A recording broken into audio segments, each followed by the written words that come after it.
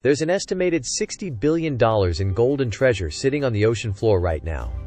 3 million shipwrecks, scattered across every ocean on Earth, and in the last 50 years, we've explored about 1% of them. So companies have spent billions trying to pull that gold up. The question nobody wants to answer: has anyone actually made money doing this? Let's start with the one man who actually did it.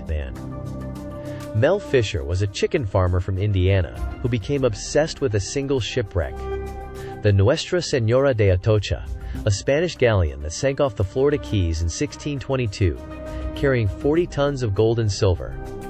He spent $6 million. He spent 16 years.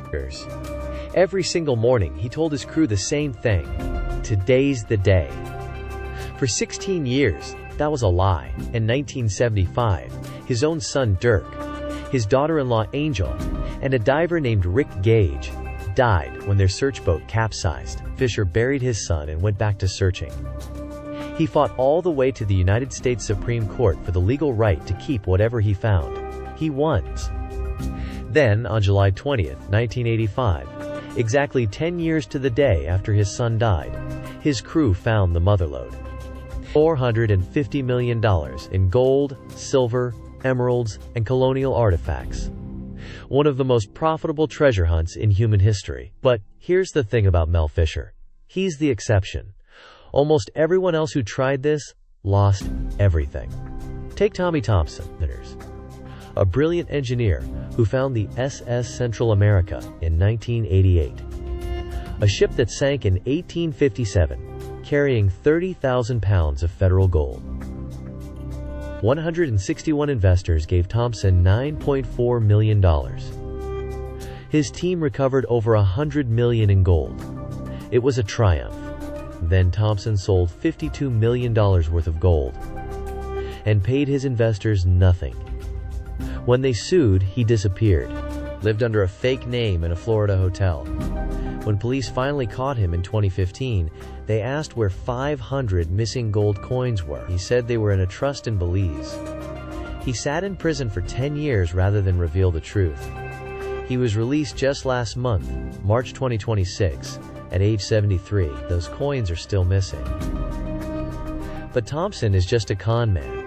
The real story is what happens when legitimate companies try deep-sea mining. Nautilus Minerals raised $461 million to mine copper and gold from the seafloor off Papua New Guinea. They planned the world's first commercial deep-sea mine. Their original cost estimate: $70 per ton of ore. The revised estimate: $192 per ton. Nearly 3 times higher. They never mined a single ton.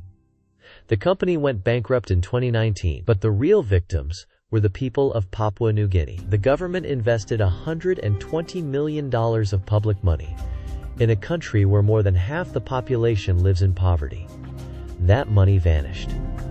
And the CEO, David Hayden, sold his shares at the peak, lost nothing personal, and went on to found a new deep-sea mining company. Which brings us to the present. That new company is called the Metals Company. Same CEO from Nautilus. New target: polymetallic nodules on the Pacific Ocean floor. These nodules sit at 4,000 to 5,000 meters depth in something called the Clarion-Clipperton Zone, a stretch of ocean between Hawaii and Mexico. They contain manganese, nickel, copper, cobalt. The estimated total value? $16.8 trillion. The Metals Company went public in 2021. Stock hit $15. Then crashed to 51 cents. Then surged back to $11. Then crashed again. Today it trades around $4. In 2025 alone, the company lost $319 million. Revenue? Zero. They haven't mined anything. One research firm, Iceberg Research, published a report calling it a remake of the Nautilus fiasco. Same CEO. Same promises, same business model of burning investor money before proving the technology works. And yet, in March 2026, NOAA determined their application is in substantial compliance. They're now negotiating a 50-year lease at the port of Brownsville, Texas, for a processing hub. 65,000 square kilometers of ocean floor, 619 million tons of nodules. Either this is the beginning of a trillion-dollar industry, or it's the most expensive failure in mining history. We genuinely don't know yet. Even when you do find treasure, keeping it is another battle entirely. Odyssey Marine Exploration spent years searching the Atlantic. In 2007, they recovered 17 tons of silver and gold coins, worth $500 million, from a wreck they called the Black Swan. Spain said those coins came from the Mercedes, a Spanish warship. A warship protected by sovereign immunity. Odyssey fought for 5 years in U.S. courts. They lost, kids. In February 2012, 2 C-130 military cargo planes flew every last coin back to Spain. Odyssey was ordered to pay Spain $1 million in legal fees, on top of returning every single artifact. They found $500 million in treasure, and ended up paying for the privilege.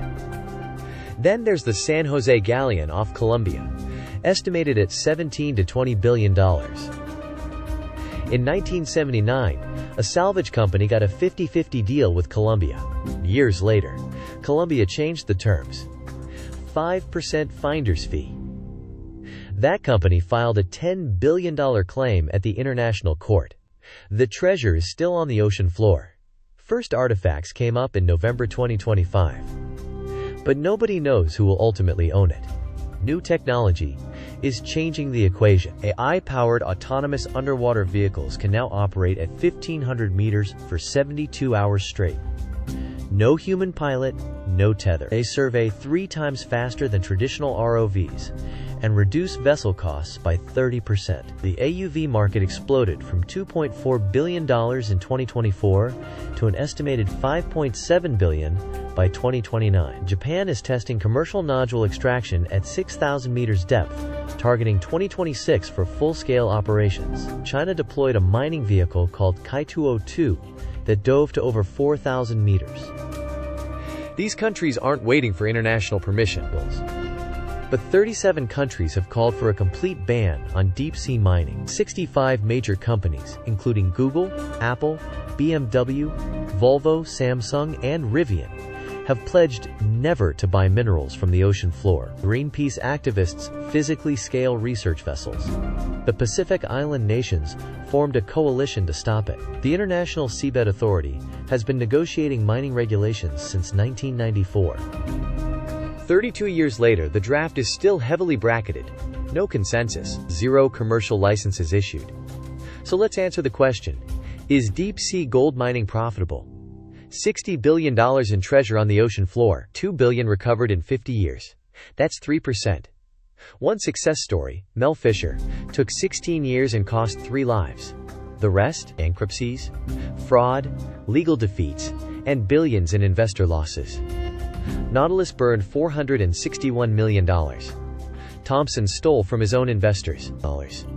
Odyssey found $500 million and had to give it all back. The metals company has lost $320 million with 0 revenue. The technology is getting better. The costs are coming down. But right now, in 2026, deep-sea mining is still a bet, not a business, and $16 trillion in minerals are sitting in the dark, 4,000 meters below the Pacific, waiting for someone to figure out how to get them, without going broke trying. If you want to see which treasure hunt comes next, subscribe and hit the bell. Drop a comment. Which story surprised you most? And check the video in the description for the full story of the San Jose Galleon, the $20 billion shipwreck 5 countries are fighting over.